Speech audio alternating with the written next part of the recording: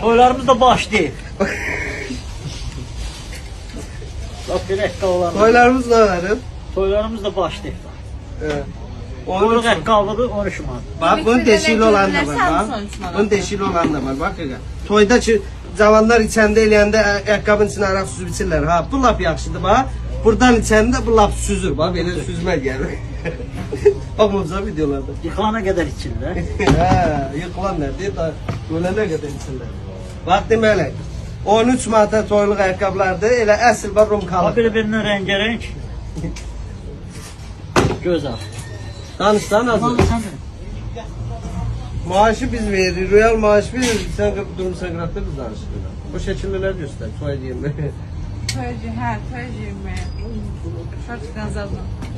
15 manatlıqlar. Realla içimizde moşla kızdırmamız var ya. Yola verdi çəkirik ama da siz indi bizi yola verin de xahiş edirəm. Hə. Bəli, yola verin. Kızdırma için yani Sübə qoymuşlar. Tip. itirdin ha. Durun gelin eksprese.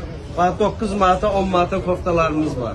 Ondan sonra 13 manata çatan köynəklərimiz var. Bunlar yeni gəlib, ölçüləri ilə var. Bəli, Hər hər şey bir var kəsi da gözləyir. kişilərə aiddir. Durun gəlin bura bizim də keyfimiz açsın. Vallahi 10 tabi paltar alasınız da. Durun gedim, getmeyeyim fikirləşməyin. Durun gəlin bura. Hər bir kəsi gözləyir.